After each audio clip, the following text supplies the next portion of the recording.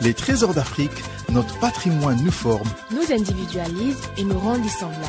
Les trésors d'Afrique, une plongée dans la splendeur de notre continent. Présenté par l'experte en patrimoine, Louisa Galaise sur Ifriqiya FM. Sur Ifriqiya FM.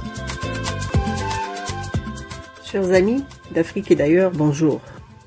Dans nos balades à travers l'Afrique, il m'est cher de vous emmener dans le royaume des animaux en liberté et des hommes captifs dans leurs véhicules, comme nous l'avons souvent imaginé dans notre enfance, devant ceux qui nous racontaient les légendes d'Afrique. Le Kenya, le territoire des safaris, est un pays d'Afrique de l'Est, traversé par l'équateur, qui donne sur l'océan Indien, limitrophe du Soudan, l'Éthiopie, la Somalie, l'Ouganda, la Tanzanie. Avec une superficie de 580 000 km à peu près, pour une population de 56 millions d'habitants, le Kenya compte une population essentiellement jeune, plus de 60% ont moins de 25 ans, et des villes hyper peuplées, comme Nairobi, la capitale, qui compte environ 5 millions d'habitants.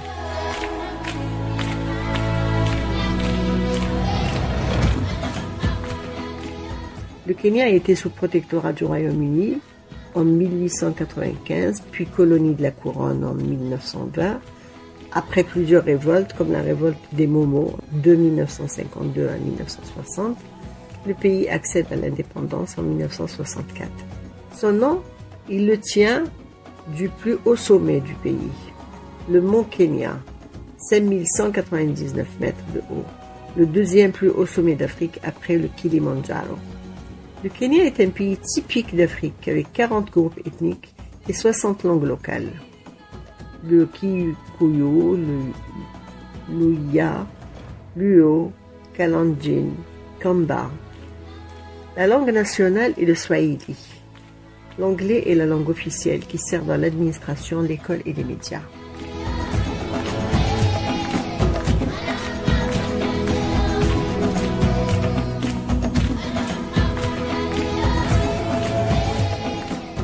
Le Kenya est riche de sa faune.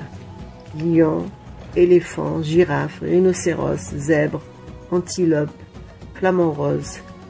Il compte aussi une grande diversité culturelle à l'image de ses 40 communautés ethniques qui ont chacune ses pratiques et ses traditions. Ce patrimoine vivant, transmis oralement ou par la pratique, les rites, les arts, la nature, les croyances des différentes populations sont profondément ancrés dans le quotidien. 5 éléments sont classés sur les listes de la Convention 2003. Les traditions pratiques associées au Kaya dans les forêts sacrées des Mijikenda, les danses Izukuti, l'Ankipata, le Noto et l'Angeher, par rite de passage masculin de la communauté Massé, le rituel et pratiques associées au sanctuaire de Kitwi-Kai, la réussite de la promotion des aliments traditionnels et de la sauvegarde des modes d'alimentation traditionnels au Kenya. Ce dernier est classé au registre de bonnes pratiques. Tous les autres sont sur la liste du patrimoine immatériel nécessitant une sauvegarde urgente. Aucun n'est sur la liste représentative. Et dans le patrimoine mondial, le Kenya a aussi classé ses sites culturels comme Fort Jésus, le site archéologique de la vallée du Grand Rift et ses sites naturels comme le parc national du lac Turkana, parc national du Mont Kenya, les forêts sacrées des Kaya des Mijikenda. Tout cela pour protéger sa biodiversité riche en espèces endémiques emblématiques, uniques au monde.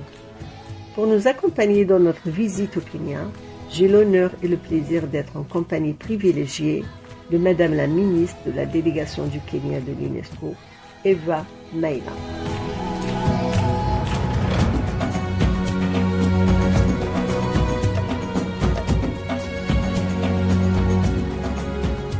Madame Eva Maina, ministre de la délégation du Kenya à l'UNESCO, bonjour.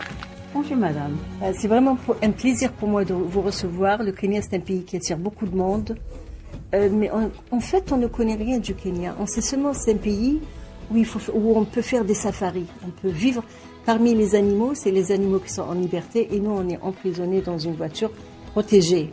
Alors dites-nous un petit peu plus sur le Kenya. Mais avant ça, j'aimerais bien que vous nous parliez un petit peu de vous-même pour que les auditeurs d'Ifriqiya FM sachent qui est Madame Eva Maina, la ministre de la délégation du Kenya à l'UNESCO. Bonjour, merci pour cette opportunité. En fait, ça fait 2 ans et demi que je représente mon pays, le Kenya, qui est un très beau pays, comme ministre à la délégation du Kenya, comme vous avez dit. On a une population 55 peut-être millions de gens maintenant. Et, c'est un grand pays. C'est un grand pays qui est croisé moitié par l'équateur en fait. Donc c'est au centre, côté est de l'Afrique. Et puis on a l'équateur qui passe. Donc c'est un pays où il fait jamais froid. Il fait vraiment jamais froid, mais ces jours-ci, ça commence. Le changement climat, ça commence à se montrer au Kenya. En fait, en ce moment, oui, et il fait très froid en ce moment. En fait, il fait 6 degrés le matin, le soir. Donc c'est en été qu'il faut venir au Kenya, en fait. L'été au Kenya, c'est décembre, le mois de décembre. Oui, voilà. Il vaut mieux. Maintenant, c'est pas très bon. Il fait froid. Mais bon, donc le Kenya, on a 8 sites patrimoine.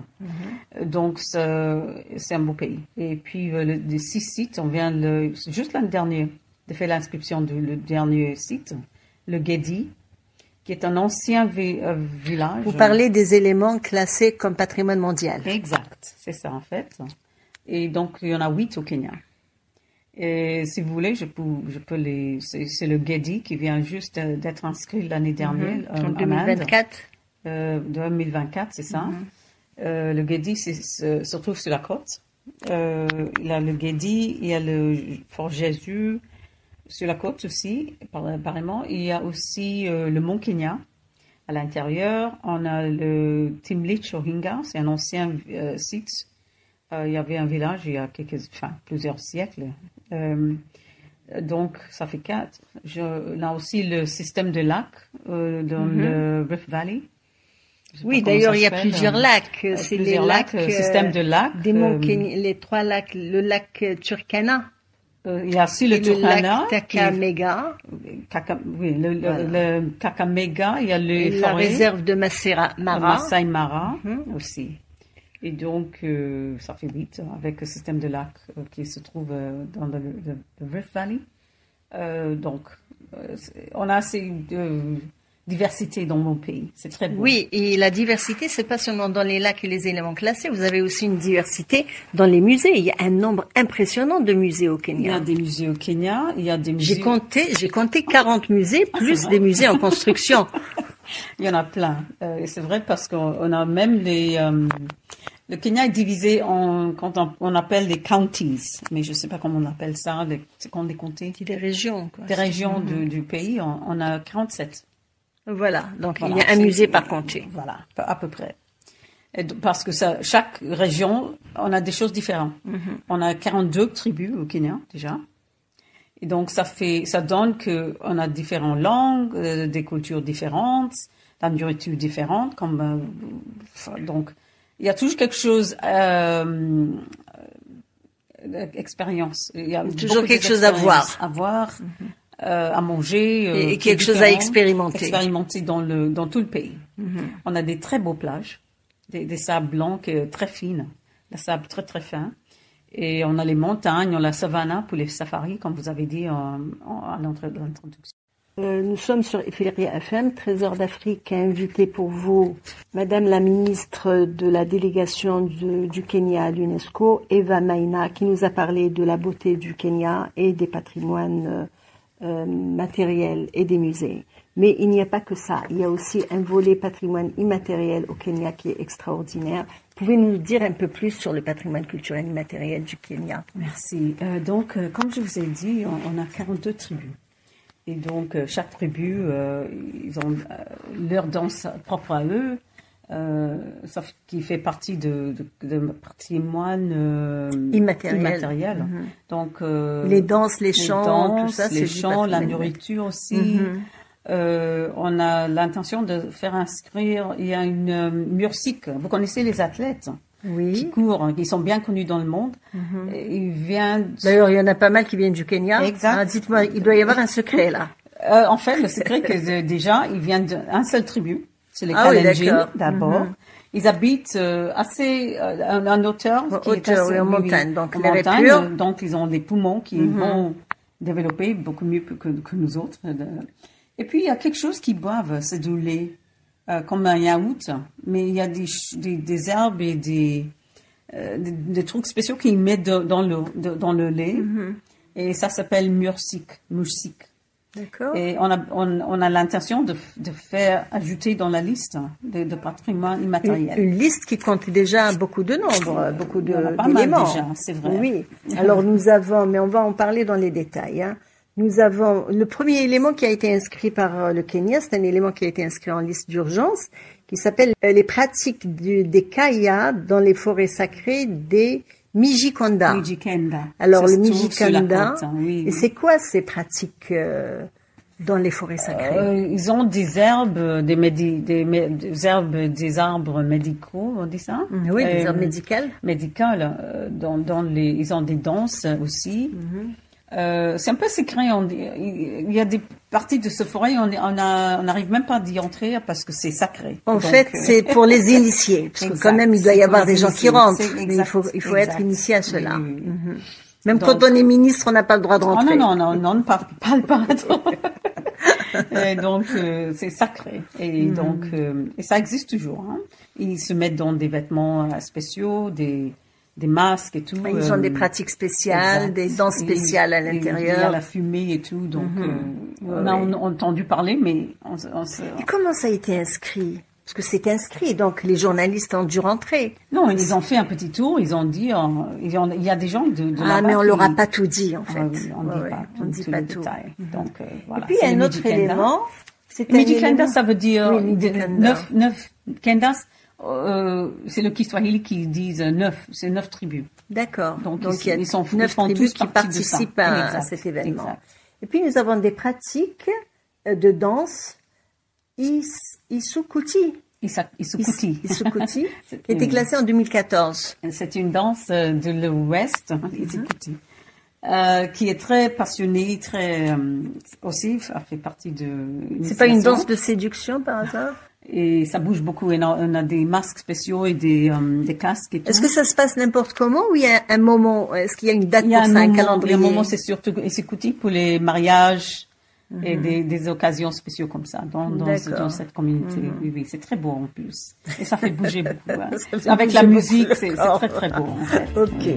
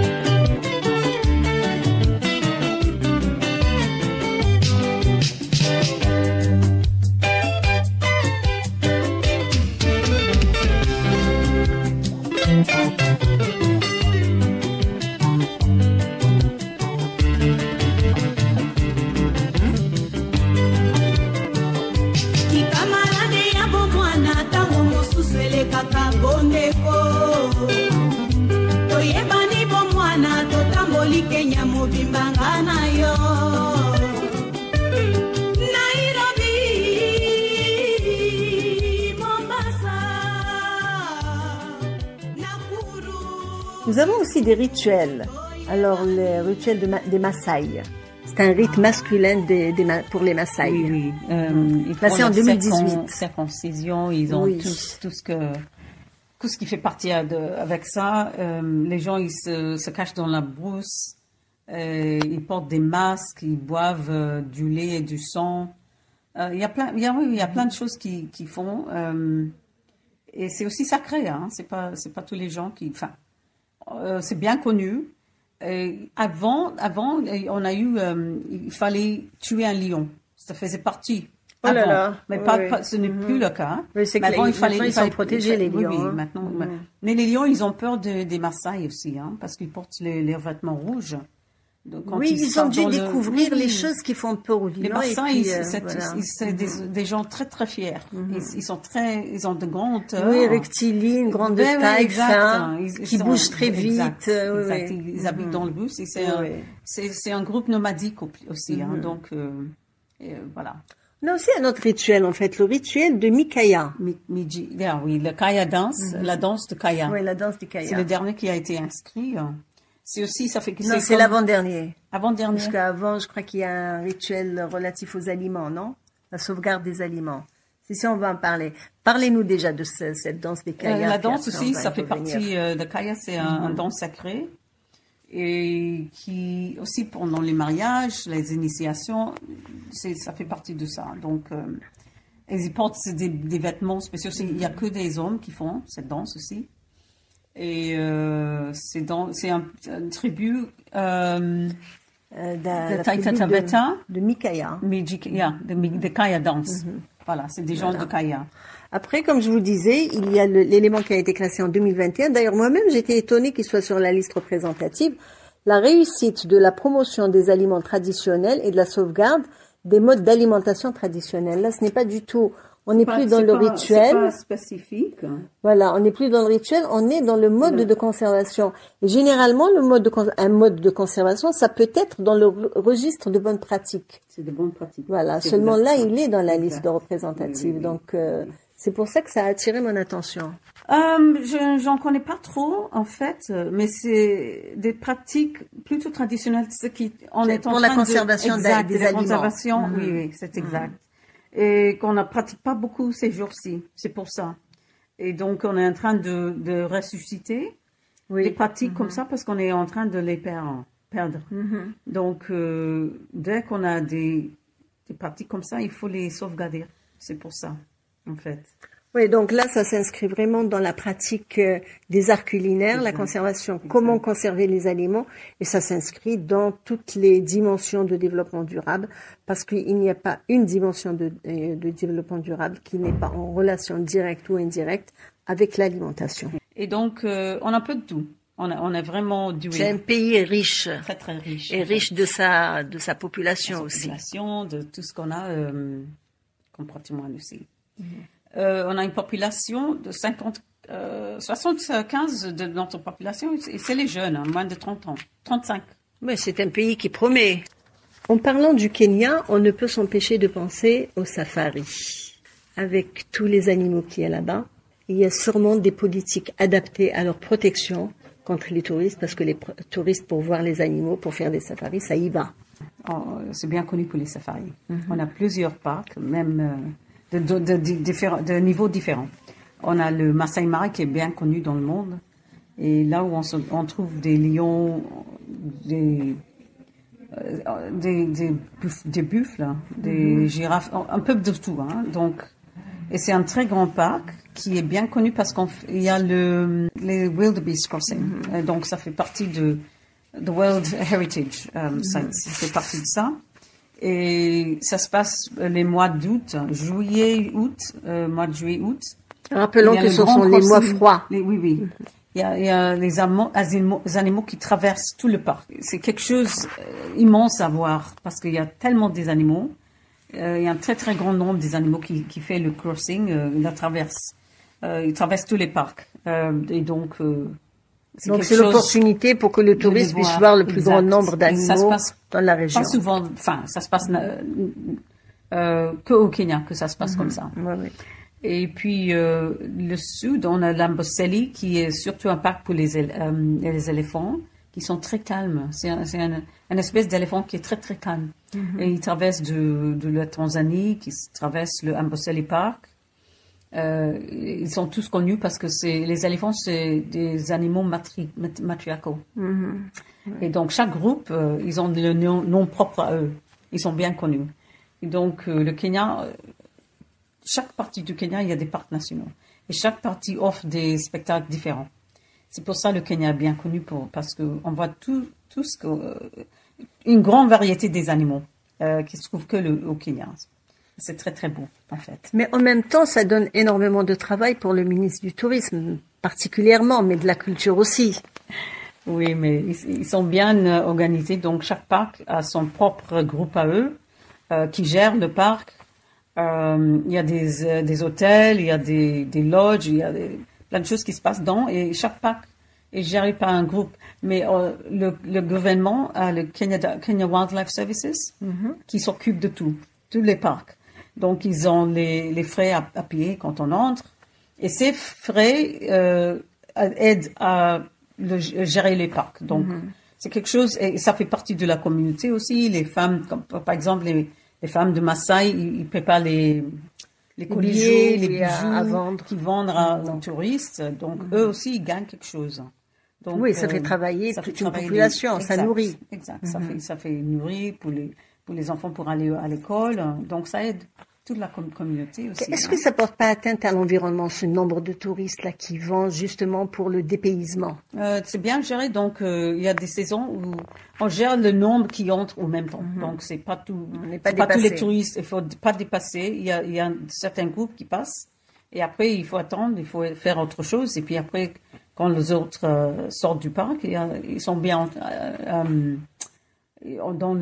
chacun son tour. C'est bien encadré. C'est bien encadré, c'est exact. Mais pour ça, il faut quand même de grandes écoles pour former des guides touristiques, parce que c'est pas donné à tout le monde de naviguer au sein de tous ces touristes. Exact. Et c'est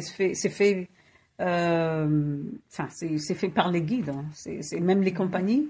Eux aussi, ils ont il y a un réseau qui permet, entre certains temps, il faut entrer en certains groupes. Et donc, c'est comme ça que c'est bien géré.